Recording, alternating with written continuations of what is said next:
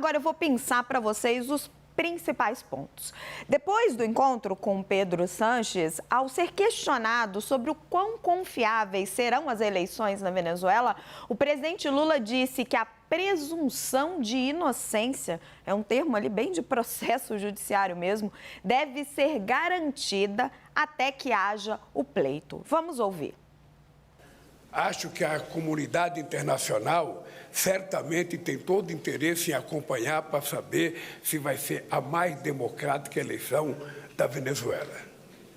E eu espero que seja, porque acho que a Venezuela precisa disso, acho que o Maduro precisa disso e acho que a humanidade precisa disso. Agora, a gente não pode já começar a jogar dúvida antes das eleições acontecerem. Porque aí começa a ter um discurso de prever antecipadamente que vai ter problema. Nós temos que garantir a presunção de inocência até que haja as eleições, para que a gente possa julgar se ela foi democrática, se ela foi decente.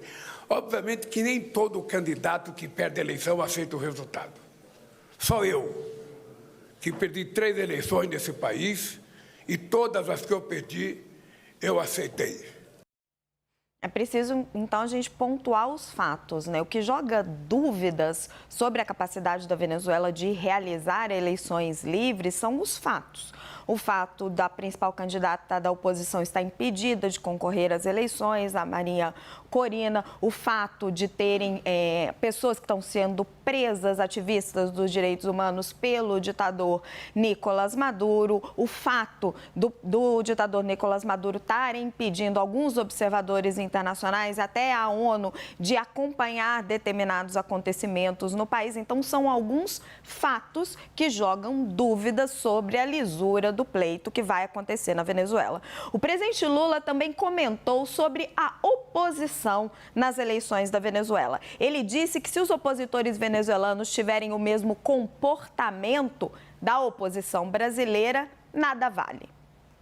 Mas vai ter candidato Mas se o candidato à oposição tiver o mesmo comportamento que o nosso aqui, pronto, nada vale. Obrigado. Ao comentar as eleições na Venezuela, Lula disse que quando foi impedido de concorrer à presidência no Brasil, ao invés de ficar chorando, indicou outro candidato. A principal opositora de Lula, Maria Corina Machado, está barrada de concorrer no pleito venezuelano. Vamos ver o que Lula falou. Primeiro, eu não fiz uma ligação entre a situação da Venezuela e do Brasil. Eu só disse a vocês que houve aqui nesse país, eu fui impedido de concorrer às eleições de 2018. Ao invés de ficar chorando, eu indiquei um outro candidato e disputou as eleições. Aqui, de novo, tem uma diferenciação de fatos, né? Lula estava proibido de concorrer às eleições naquele momento por uma série de processos judiciais que estavam acontecendo. Maria Corina está impedida de concorrer às eleições por uma determinação do ditador Nicolás Maduro. Vamos fazer um pouquinho de análise sobre esse assunto com quem que já está aqui comigo? Pedro Venceslau. Pedro, uma das premissas para uma eleição livre é você ter observadores internacionais. Isso existe hoje na Venezuela? Boa tarde, Raquel. Boa tarde a todos. No ano passado, o parlamento venezuelano anunciou em alto e bom som que não aceitaria observadores da Venezuela, da União Europeia, depois que o Parlamento Europeu fez ali um voto crítico à decisão de impedir candidaturas de oposição as mais viáveis. Não se sabe até agora ao certo quem serão os tais olheiros ou os observadores internacionais que acompanharão a eleição. Não está muito claro, até porque a eleição sequer tem uma data ainda. Antes do encontro do Maduro com o presidente Lula, a Assembleia venezuelana reuniu os partidos da oposição consentida, que excluem aqueles partidos que têm os mais competitivos opositores de Nicolás Maduro, e chegaram ao número de 27 possíveis datas para as eleições na Venezuela. A primeira seria agora já em abril, que seria absolutamente inviável, e a última em dezembro. Foi tudo feito, calculado para que Maduro chegasse nesse encontro com Lula, dizendo que estava tudo acertado, que havia um acordo com a oposição e que as eleições aconteceriam na Venezuela. Quem a gente sabe que vai participar como observador internacional são aqueles que representam os partidos políticos de esquerda, aqui no caso do Brasil, o Foro de São Paulo. Certamente o PCdoB vai enviar algum representante, o PT também, que faz parte do Foro de São Paulo, como costumam fazer em todas as eleições. Mas não são exatamente os observadores mais isentos, né, Raquel? Muito obrigada, Pedro Venceslau. Eu vou juntar agora na nossa conversa Fernanda Manhota. Fernanda Manhota, que estreou ontem aqui na CNN oficialmente como nossa analista de internacional, já fazia várias participações aqui com a gente.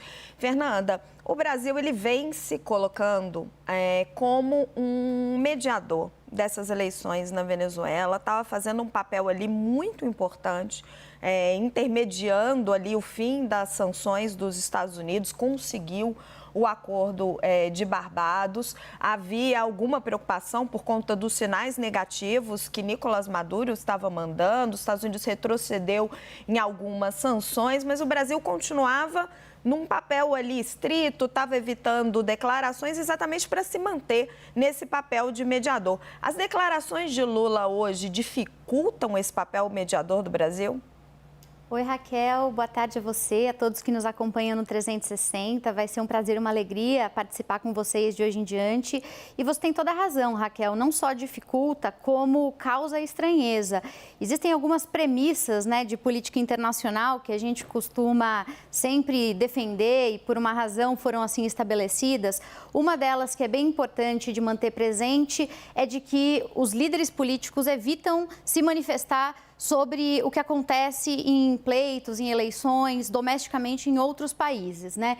Isso porque, é claro, um país quer preservar a soberania do outro, não quer interferir em assuntos de natureza interna dos países e, ao mesmo tempo, porque quando você faz isso, você se compromete com o resultado. Afinal, tudo pode acontecer em uma eleição e depois você vai ter que lidar com as consequências. Então, os países, por uma certa racionalidade, evitam esse tipo de ação. Quando o presidente Lula vem a público e faz esse tipo de declaração, ele acaba funcionando como uma espécie de avalista do sistema eleitoral venezuelano, que hoje a gente sabe ainda deixa muita dúvida em relação a como se realizam as eleições e transparência e tudo isso que a gente acompanha há muito tempo. Existe ampla documentação de abusos que acontecem na Venezuela, então isso é importante que a gente não esqueça. Isso é documentado de várias formas.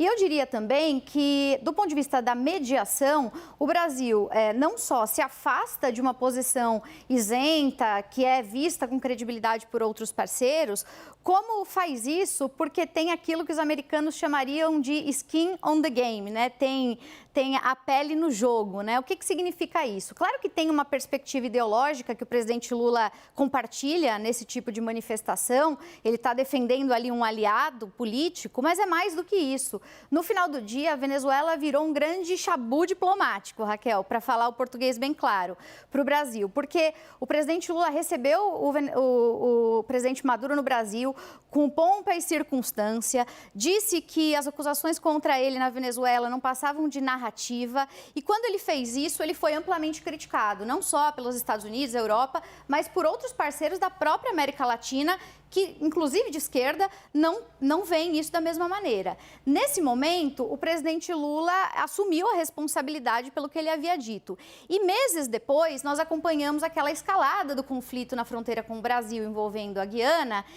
Qual o Brasil se posicionou de uma maneira muito firme, dizendo que não aceitava nenhum conflito ali. Dizendo que não aceitava nenhum conflito ali, mas, de certa maneira, tendo que recuar um pouco na defesa que havia feito do próprio Maduro. Afinal de contas, houve isso, ficou também muito claro nos corredores de Brasília, uma grande decepção dos diplomatas brasileiros e dos representantes do governo brasileiro com aquilo que eles entenderam que foi uma entrada dura, né, do Maduro numa agenda que o Brasil tinha sensibilidades. Então, resumindo a ópera, eu vejo essa manifestação com preocupação do ponto de de vista do papel que o Brasil desempenha na região de mediação e vejo o problema também em como acomodar isso no futuro, porque o Lula segue defendendo o Maduro como um parceiro, mas já teve do Maduro em contrapartida uma certa deslealdade que a ele custou muito caro, embora ele não fale muito sobre isso. Fernanda, vou trazer aqui conosco o nosso diretor de jornalismo em Brasília, Daniel Rittner. Dani, obrigada pela essa participação aqui no 360 e eu queria que você trouxesse, meu caro, o que está por trás das câmeras. Esse é o discurso de Lula para a plateia, para fora, para a esquerda, para o PT, para o partido. O que a diplomacia brasileira tem feito para tentar realmente garantir ou costurar, de alguma forma, eleições mais limpas na Venezuela? Raquel, boa tarde para você, boa tarde a todos. Desde que Maduro e o Conselho Nacional Eleitoral da Venezuela, na verdade, anunciaram ontem a data e o cronograma das eleições presidenciais, eu estou muito atrás ali de Itamaraty, Palácio do Planalto, para saber qual vai ser a reação. E primeira coisa que me dizem, olha, não esperem uma reação ali, uma cobrança a Maduro que seja pública para agradar a imprensa, agradar redes sociais, agradar a opinião pública de forma geral. Vamos atrás e precisamos coordenar uma posição. Coordenar uma posição com quem? Precisa coordenar uma posição com os Estados Unidos, com o governo americano, porque o Acordo de Barbados envolve suspensão das sanções econômicas. Precisa coordenar posições com Gustavo Petro, na Colômbia, que é um governo de esquerda, que exerce uma influência também sobre Nicolás Maduro, e, de algum modo, também com o Chile de Gabriel Boric, além de esse assunto ter sido conversado hoje com o primeiro-ministro da Espanha, Pedro Sánchez. Bom, o que torce muito, para que torce muito o governo brasileiro? Aí eu estou englobando tanto conselheiros do presidente Lula diretos ali no Palácio do Planalto, quanto o Itamaraty. Eles torcem por um gesto, essa é a expressão usada, de Maria Corina Machado. O que significa esse gesto? Em vez de insistir numa candidatura, abrir mão, desistir e chegar junto com a plataforma unitária, que é esse conjunto da oposição na Venezuela, a um novo nome. Que novo nome? O Palácio do Planalto até insinua que uma possibilidade, diz, olha, não é comigo escolher o nome, mas um nome factível é Manuel Rosales, governador de Zulia, que é o grande estado petrolífero da Venezuela, foi candidato presidencial derrotado contra Hugo Chávez, está aí um nome que é possível. Qual que é a leitura? Que Maria Corina Machado nem unifica a oposição, porque ela bate muito na oposição que ela acusa de ter sido uma grande farsa esses anos todos, e nem ela promete, digamos, uma anistia, e estou usando palavras minhas, ou uma abordagem com, se ela ganhar, com quem foi do governo Maduro, de passar uma borracha no passado e fazer uma transição suave. A abordagem de Maria Corina é diferente. Então, o que o governo brasileiro gostaria de uma desistência, de uma união da oposição em torno de outro nome? Porque diz o seguinte, se for Maria Corina ou alguém da linha de Maria Corina Machado, vence a eleição? É a primeira pergunta. Se vencer a eleição, toma posse? Se tomar posse, consegue governar? Então, o Itamaraty e o Palácio do Planalto dizem que sim, vão trabalhar para que as eleições sejam transparentes, que vai coordenar posições com os Estados Unidos, com Colômbia, com Chile, que vai sim intensificar muitos trabalhos para que haja observação independente e que não haja nenhum tipo de violência, repressão às oposições na campanha, Dani, mas que gostaria de Maria Corina fora. Mas aí queria colocar só 2 pontos para a sua reflexão. Quando o Lula diz, quando fui impedido de me candidatar, indiquei outro candidato. É um pouco disso que ele está falando, que você está falando, de Maria Corina dar um passo atrás e indicar alguém. Mas ele fala num tom que torna mais difícil o diálogo. 2, se precisa dessa condescendência da oposição, também precisaria dessa condescendência do lado de Nicolás Maduro, que marca as eleições para o aniversário de Hugo Chávez, que toma diversas medidas de força aí o tempo todo.